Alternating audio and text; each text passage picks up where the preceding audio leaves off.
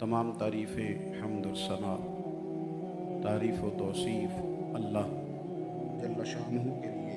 दुरूद व सलाम नबी अकरम नूर मुजस्सम शफ़ी मुअज़्ज़म आकाए कुल ख़त्म रसूल दाना सुबुल अहमद मुज्तबा जनाब हज़रत मुहम्मद मुस्तफ़ा सल्लल्लाहु ताला अलैहि वसल्लम की ज़ात वाला सिफ़ात के लिए हम्द व सलात के बाद, अज़ीज़ दोस्तों, बुज़ुर्गों, भाइयों, कुरान मजीद सूरह मोमिनून में अल्लाह करीम ने फरमाया है, क्या तुम ये गुमान करते हो कि अल्लाह ने तुम्हें बेकार पैदा किया?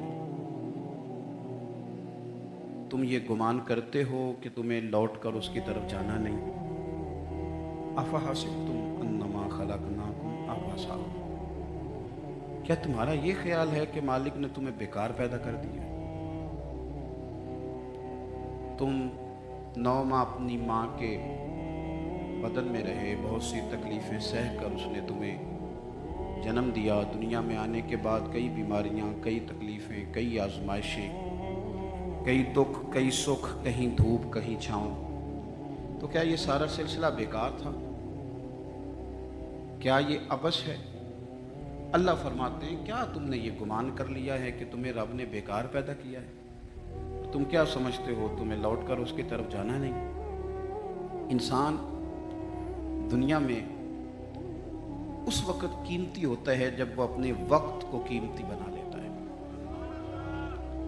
और दुनिया में उस वक़्त लोग नाकाम, मायूस, परेशान, बोर, तकलीफ़, आजमाइश में होते हैं जब वो वक्त को ज़ाया करते हैं।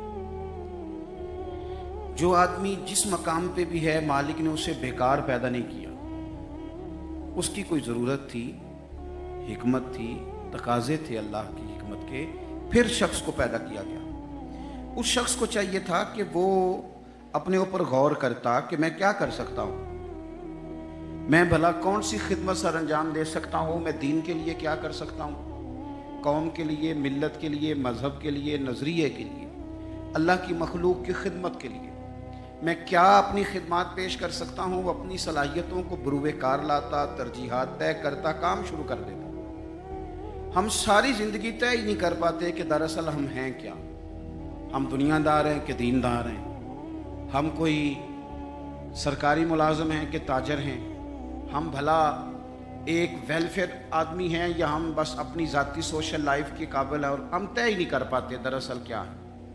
तरजीहात का तयन ही नहीं कि हमने करना क्या है। बहुत सारा वक्त ज़ाया होता है, बहुत सारा।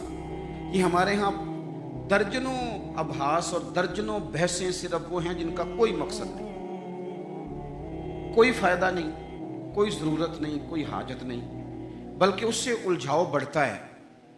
मेरे नबी पाक सल्लल्लाहु ताला अलैहि वसल्लम ने फरमाया था, पता है सोना इस्लाम किसका है? एक मुसलमान है तो हर एक के पास इस्लाम है, तो फरमाया पता है हसीन इस्लाम किसका है? सोना मुसलमान कौन है या रसूलल्लाह बता दीजिए।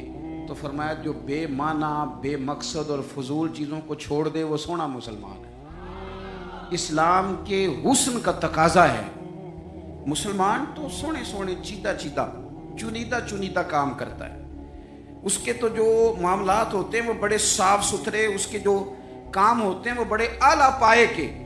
फजूल बहसों में उलझना, फजूलियात में वक्त ज़ाया करना, फजूल सवालात करना, फजूल सवालात भी दीन में मना। आप कुरान मजीद पढ़िए तो रब फरमाते हैं, क्या तुम भी मेरे नबी से उसी तरह के सवाल करना चाहते हो जैसे इससे पहले हज़रत मूसा से किए गए? वही रंग इख्तियार करना चाहते हो? अबहास में उलझ जाना, उस चौक में वक्त गुजारना। हमारा तो आप यकीन करें, कुछ वक्त ले गए काबा खाने, कुछ ज़िंदगी ले गई होटल, कुछ वक्त गुजर गया सैर करने में, कुछ ये पता करने में गुजर गया कि आजकल भला कौन कौन क्या क्या कर रहा है। इस पर बड़ा वक्त गुजर गया। फलाना फलानी जगह कैसे पहुंच गया, फलाने की फलानी मसरूफियत कैसे बनी, फलाने का फलाने से ताल्लुक़ कैसे बना, ज़्यादा वक्त इसी में बीत गया। फजूल अबहास, फजूल बहसें, फजूल वक्त का ज़िया, अपने मामलात पे बिल्कुल तवज्जो ना देना। याद रखना, हमारे बहुत सारे काम सिर्फ इसलिए ख़राब हो जाते हैं कि हम तवज्जो नहीं करते। प्रिंसिपल साहब एसी वाले कमरे में आराम सुकून से बैठे हैं, उन्हें पता ही नहीं कि उठ के बाहर जाऊं, देखूं जाके मेरा अमला क्या कर रहा है, उन्हें पता ही नहीं।